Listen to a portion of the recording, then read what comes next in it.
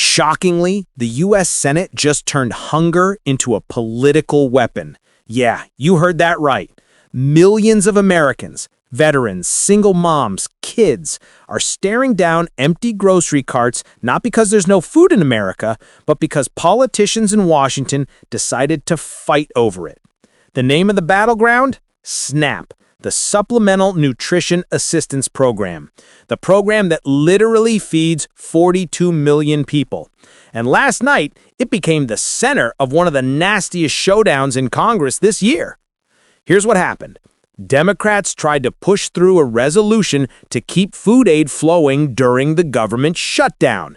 Simple, direct, life-saving. But Republicans said no. They blocked it. Not because the math didn't work, not because the money wasn't there, but because they said Democrats were playing politics. And that's the twist. One side says it's about helping families, the other says it's about stunts. Meanwhile, real people are caught in the crossfire, watching their benefits vanish just as winter hits. Let's rewind. It's November. Washington is frozen in a government shutdown. Agencies half asleep, workers unpaid, chaos spreading through every department. In the middle of this, Democratic Senators Jeff Merkley and Chuck Schumer tried to pass a quick motion, unanimous consent, to keep funding SNAP so people could buy groceries. That's it. Just food on tables. But Senator John Barrasso of Wyoming stood up and said no. He called it a political stunt. You could practically hear the tension in the chamber. Democrats fumed, reporters scrambled, hunger was now a headline. And here's where it gets uglier. The USDA, the agency that runs SNAP, admitted they only had a few weeks of funds left. They announced a $4.65 billion contingency payout. That's barely half the normal monthly benefits. Half, meaning millions will get reduced food aid and others might not get anything.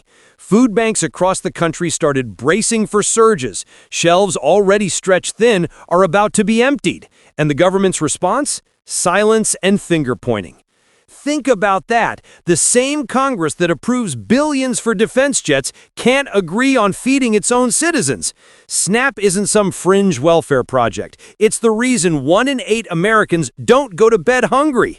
And yet, in the heat of a shutdown, that lifeline became a political hostage. Democrats say Republicans are weaponizing hunger. Republicans say Democrats are milking sympathy for votes.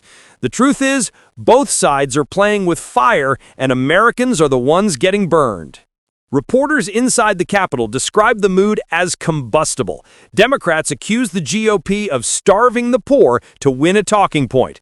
Republicans fired back that Democrats should end the shutdown instead of cherry-picking causes. It's political trench warfare, and it's happening over food. Look, this isn't the first time America's poor were dragged into a power game, but the symbolism here is brutal. Food is primal. You can't debate hunger. You can't negotiate an empty fridge. Yet somehow, that's exactly what's happening. Every day this shutdown drags on, the SNAP clock ticks closer to zero. And when it hits, when that funding evaporates, we'll see real-world chaos. Grocery lines longer than unemployment lines, families skipping meals, kids fainting in classrooms. According to the AP, court orders forced the administration to release that partial funding. Without it, benefits would have stopped already. But it's only temporary. The USDA says it can't promise full December payments. That's a time bomb. And here's the kicker. Congress is using that bomb to test who blinks first. Democrats are already framing this as moral warfare. Republicans are countering with process purity. Democrats refusing to negotiate. It's a messaging duel that's spilling onto every network. And both sides know whoever loses this fight loses public trust going into 2026. Public reaction? Boiling. Food aid hotlines overwhelmed. Grocery store owners reporting people asking if EBT cards will even work next month. That's how real it is. Now let's zoom out. This fight didn't come from nowhere. It's the climax of months of gridlock, budget games, and a deeper philosophical divide. One side sees social aid as moral duty. The other sees it as dependency. And now that ideological war has landed on kitchen tables across America.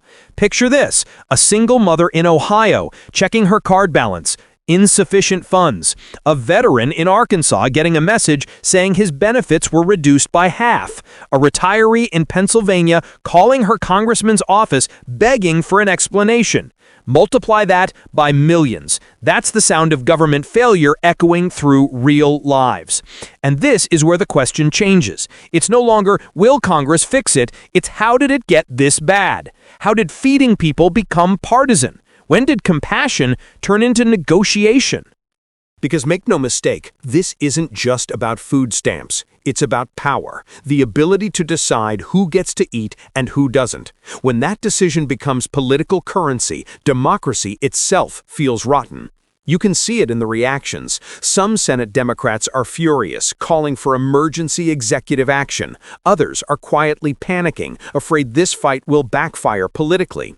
And on the GOP side, a split is forming. Moderates saying, let's fix this. Hardliners saying, hold the line. That's a recipe for stalemate. But here's where it turns from dangerous to historic. If SNAP funding lapses completely, this will be the first time in U.S. history that a government shutdown directly cuts off mass food assistance. Think about that, President. Once you cross that line, future shutdowns will treat programs like SNAP as negotiable, optional, expendable. And that's where this fight becomes something bigger, a referendum on what kind of country America wants to be. Some analysts are calling this the empathy test. Does the government see hunger as leverage or as failure? Because right now, it's acting like leverage. As of this week, the shutdown shows no sign of ending. The White House says it's Democrats' fault. Democrats say it's Trump's loyalists in Congress playing chicken.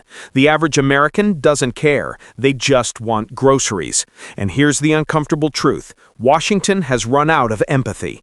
When senators debate hunger like it's strategy, it's not just bad optics, it's moral decay.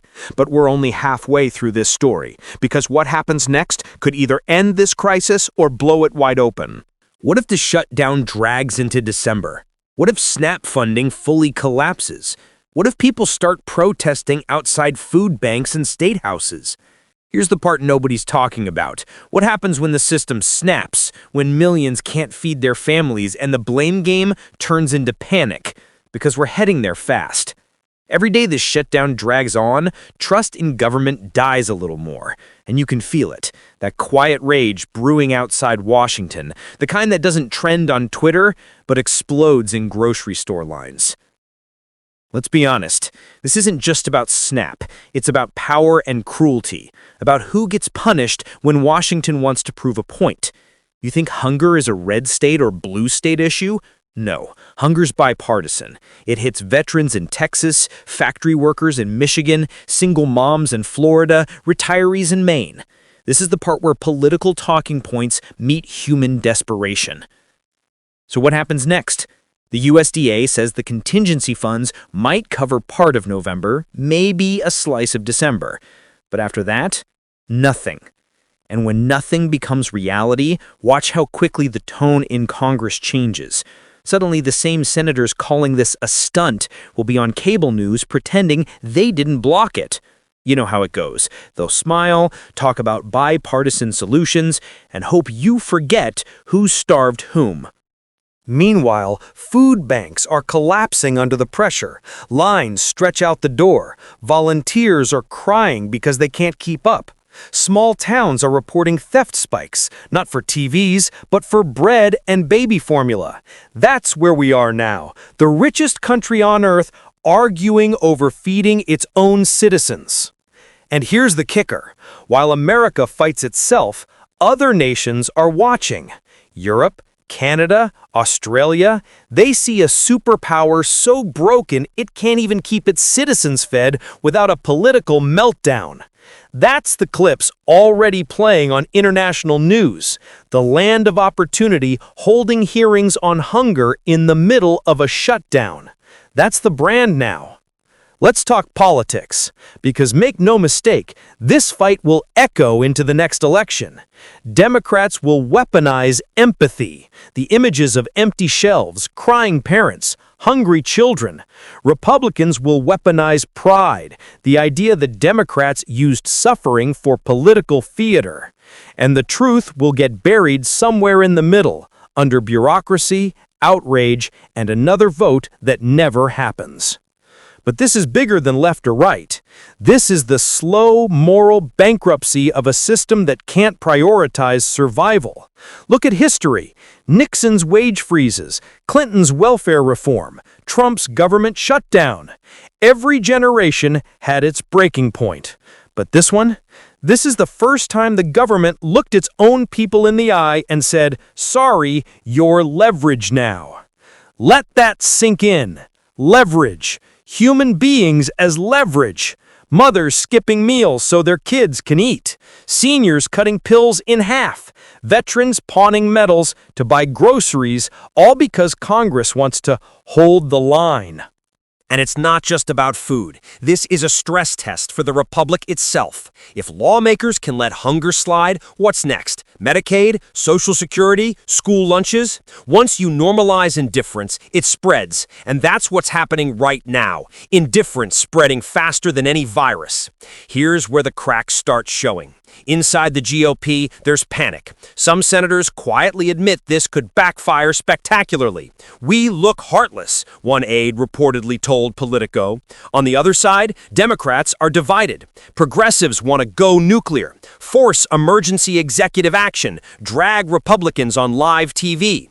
Moderates are terrified it'll blow back, that they'll be blamed for the shutdown itself. Both sides paralyzed by optics, while real people can't afford milk. And in the middle of all that, President Trump doubling down, saying he won't be extorted. It's classic brinkmanship, but this time the hostage isn't a bill or a policy. It's the dinner table. You can almost hear the calculation. Hold out long enough, break the other side's will, claim victory. But when victory tastes like hunger, what's left to celebrate? Now imagine the timeline. 2 more weeks. Funds dry up. Protests outside congressional offices. Viral videos of parents breaking down at food banks. The story shifts from politics to morality. Churches step in. Governors step in. Maybe the courts. Maybe chaos. And somewhere in that chain reaction, someone in Congress blinks. Too late. Because once hunger becomes visible, it doesn't go away quietly.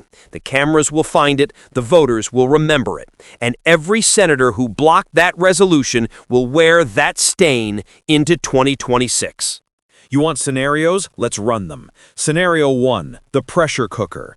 The backlash gets so intense that moderates on both sides cut a deal. SNAP gets full funding, shutdown ends, and everyone pretends it was compromise. The truth is, it was surrender to public outrage. Scenario 2, the partial fix. Congress throws a Band-Aid. Partial benefits resume. Shutdown limps on. The media cools off. Hunger doesn't. It just becomes background noise. Normalized suffering. Scenario 3, the collapse. No deal. SNAP funding lapses. States riot politically. Lawsuits fly. Governors declare emergencies. America becomes a cautionary tale on what happens when government turns empathy into negotiation. Each path ends the same way. Trust destroyed. Institutions weaker. Citizens angrier. And let's talk about that anger. Because this isn't loud street protest anger, it's quiet, cold fury. The kind that flips elections. The kind that looks at Washington and says, "You all had one job, and you failed." That's the political storm both parties fear, because hungry voters don't forget. Now, here's the uncomfortable question. What if this is the new normal? Government shutdowns as political theater. Food aid as a pawn. Every crisis becomes a ratings war. Every suffering person a headline prop. If that's the future, America's social contract isn't breaking, it's already broken. This is what collapse looks like in slow motion. Not bombs or riots, just dysfunction, televised, monetized, normalized. So what now? Either Congress steps up or the American people step in. Flood those phone lines. Demand accountability. Because if citizens don't fight for compassion, nobody in Washington will. Here's why this matters, far beyond food aid. Think about that. Feeding people used to be the one thing everyone agreed on. Now, it's another battleground. That's not politics, that's decay. So the next time you hear a senator talk about family values, ask them why 42 million families are about to lose dinner. Ask them what pro-life means when a hungry child can't sleep.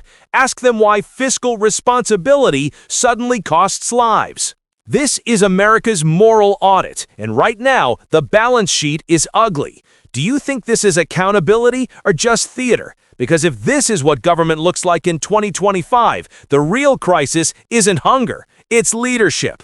Like, share, subscribe, because this story isn't ending. It's only getting started. And when the next headline hits, when the next benefit check bounces, remember this moment. Remember who blocked the food.